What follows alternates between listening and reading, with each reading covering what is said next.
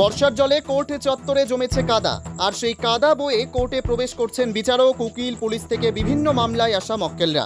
গোটা ঘটনার তীব্র প্রতিবাদ জানিয়ে দুদিনের কর্মবিরতি পালন করল পুরুলিয়া বার অ্যাসোসিয়েশন। এদিন বার অ্যাসোসিয়েশনের সেক্রেটারির দাবি, পুরুলিয়া আদালত চত্বরে নিকাশির অভাবে বর্ষার জল জমেছে, তৈরি হয়েছে কাদা। ইতিমধ্যেই সেই কাদা পার করে আদালতে আসতে হচ্ছে তাদের, এমনকি আদালতে পরিষেবা নিতে আসা মক্কেলদেরও সমস্যায় পড়তে হচ্ছে। এছাড়াও জমা জলে মশামাকড়ের জন্মাচ্ছে। বিষয়টি প্রশাসনের দৃষ্টি আকর্ষণ করতে তাদের 2 দিনের কর্মবিরতির ডাক দিয়েছেন। এছাড়াও আদালতে নতুন ভবন হলেও জরাজীর্ণ আদালতে তাদের কাজ করতে হচ্ছে।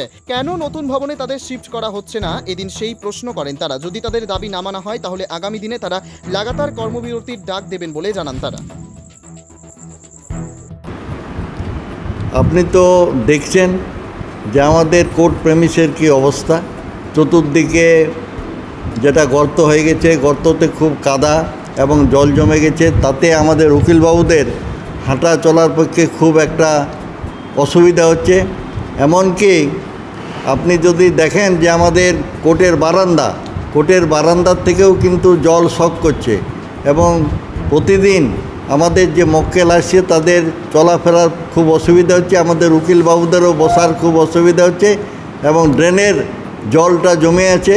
মনে হয় যে কোনো দিন আমরা ডেঙ্গুতে রোগে আক্রান্ত হব, এই রকম পরিস্থিতি আছে।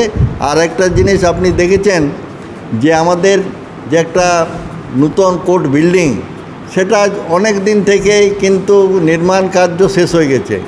এই 2021 সাল থেকে এটা শুরু হওয়ার কথা ছিল, কিন্তু আজ পর্যন্ত সেটা শুরু হয়নি। আমাদের দাবি যে অবিলম্বেই যে আমাদের নূতন কোর্ট বিল্ডিং সেটা চালু করতে হবে, এবং লিটিগ্যান্ট যে আমাদের আছেন, যারা আসেন, তাদের বসারও খুব অসুবিধা। এখানে কোনো লিটিগ্যান্টদের জন্য জায়গা নাই। আমরা শুনেছি নাকি নূতন বিল্ডিংয়ে সব রকম ব্যবস্থা আছে, শৌচালয়েরও ব্যবস্থা আছে, যাতে অবিলম্বে আমাদের নূতন কোর্ট বিল্ডিং শুরু হয় এই দাবি নিয়ে, এবং যাতে আমাদের পুরনো কোর্ট প্রেমিস যেটা খাল ডোবা হয়ে আছে সেগুলা যাতে ভালোভাবে মেরামতি হয়, এই সব দাবি নিয়েই আমরা 2 দিন সিজ ওয়ার্ক করেছি।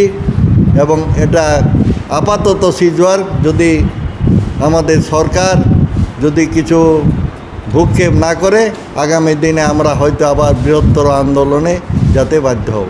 আমরা দেখেছি জেলার সবচেয়ে বড় আদালত হচ্ছে এই আদালতটি, এবং বর্ষার সময় এটা দেখা যায় চারদিক কেমন অবস্থা থাকে বর্ষার সময়টা? দেখুন, বর্ষার সময় প্রায় হাঁটু জল থাকে। যা পরিস্থিতি, যেভাবে আমরা উকিলবাবুরা কাজ করে যাচ্ছি, তাতে আমাদের যে কোনো সময় যে কোনো ধরনের অ্যাক্সিডেন্ট হতে পারে। এবং আমাদের একজন সিনিয়র উকিলবাবু তিনি পড়ে গেছিলেন। মক্কেলরা হামেশাই পড়ে যায়, মক্কেলদের কেউ কোনো খবর রাখে না। এবং চতুর্দিকে দেখুন, যেমন আমরা একটা 1 হাঁটু জলের মধ্যে আমরা বসবাস করছি।